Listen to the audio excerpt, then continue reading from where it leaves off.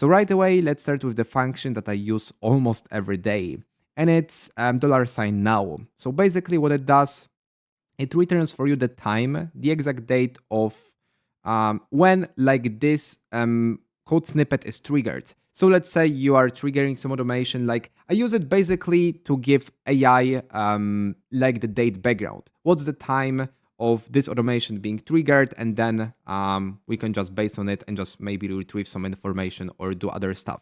So how it works, it returns for you the exact date with the hour, and it changes as you can see right here.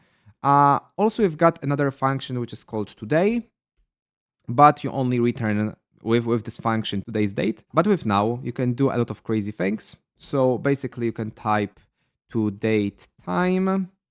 And now, actually, for example, what you can do, you can type format and then just retrieve the specific day along with, for example, let's say here hour and minutes. I believe it's this way. Yeah. So we can just return this specific date and it's totally great. The format is pretty cool. And yeah, it works this way. Additionally, you can perform a lot of different actions. So for example, I believe we can click on plus or no. Maybe we can do it this way. So we've got a date and yeah, we can just click on plus, just provide this specific function. Maybe let me return, okay? So I've got the format, which is this one. Okay, what's wrong? Okay, I've got this format and now I can type here plus, perfect, click here on dot. And basically what plus allows you to do is to add certain amount of something. So let's say I can add 7 days to the date, okay? And now 7 days. Let's see what's wrong. Okay, I need to provide the apostrophe right there. Yeah, and now I've got 7 days. I can provide 7 hours. I can, let's say, 7 months. So it will be another basically year. Also, we can minus. This is another option. You can minus, and now you will have, now we will have another date. So as I said, when you know functions, how to use them, you can provide multiple functions at once. So I've got here now, to date time, minus, format, and basically I can provide endless functions here until it makes sense, obviously. But maybe let's go back. Here, let me show other functions when it comes to the time. So if I go here, I provide a dot. We've got here minus, plus, different to extract, and a lot of functions. So set locale, set zone. So here you can set your very own zone. As you can see here, let's see what we have. So let's say UTC plus 2. Will it work? Yeah, it works. Plus 3. +4, +5, 6, whatever. We can set the zone. But what I mean with the time, we've got a lot of different functions. So maybe let me cover different too. And now maybe let me clean the data. So basically what I can do here, let me provide some date. So maybe 8/08/2025. And here maybe let me remove the format. And now actually you can see like difference between, I believe it's August 12, 2025. And there we've got a time which is August 16th, okay? So the difference is 4 days. However, we can provide also the hours in that specific case. So minus 111 hours. But to make it more clear, so let's put it in the apostrophe. It should work, yeah. So now what we have, let's say we've got 11th, so 24 days, I believe, yeah, 24 days.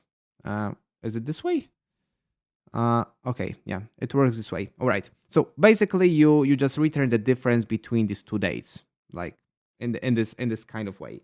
The next parameter is if, and it's super useful. So if we go here, we provide like the $if.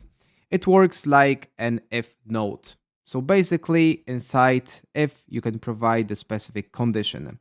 So we can go ahead and type if now, let's say dot day, is bigger than 15, then return, I don't know, maybe hello. But if no, return goodbye. Okay, so basically it works this way. You've got other examples right here. So it works like an if note. If something, this is the condition, if something is, let's say, bigger, you can type maybe it's not equal. I believe it's this way. So exclamation mark and actually equation mark. If it's not equal 15, then go ahead with the true value, which is hello. If it equals 15, if it doesn't equal 15, okay, then go with the value. If it equals 15, then go with goodbye, if that makes sense. Today we've got 16th, so now it should provide goodbye. Yeah, it works this way, and it's super useful. You can provide multiple conditions, but I wanted to show you that you can do it also with JavaScript function, not only with the node you're using every time probably. Next function, which I really love, is JSON stringify. So basically, if you go here, you provide the $sign. You go ahead and let's say we just return our object. Basically, what we do, we just turn our object into a string. Let's say I wanna take an array, the entire array, and turn it into a string and feed to ChatGPT. I can do this, and it's a string. Let's say maybe we have the variable with a lot of, like a variable in an array form with a lot of information.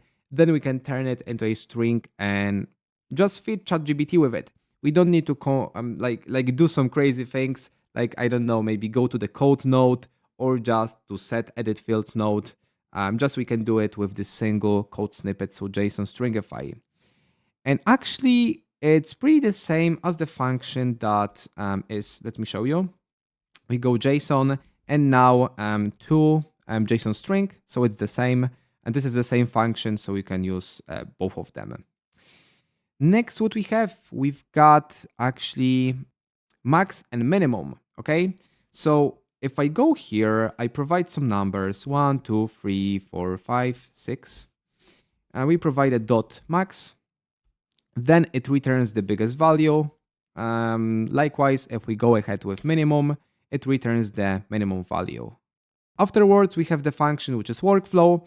And by using it, you can return the workflow name, workflow ID, or if it's active or not. I don't know, maybe it's useful for you. It's kind of sophisticated, but by this way, you can return the workflow information. And the last function, which is extremely useful, is the function that returns for you all information from the specific node. So if I go ahead here, I provide the $sign, I open the brackets, and I provide the apostrophe. I click on edit field, so I provide here the name. And let's say I would like to return all of the information I have. I type all, and then I return everything, okay? Basically, I can also provide first. And for that case, it won't do anything because actually we've got only one item. But let's say if you have 10 items, then it returns the first item. Also, when you provide last, it returns the last item, but also it's useful when you actually have multiple items. So let's say 10, 15, or even 100. But basically, if you would like to return all the information from the specific node, you provide the $sign, brackets, apostrophe, the name of the specific node, and then all first or even last.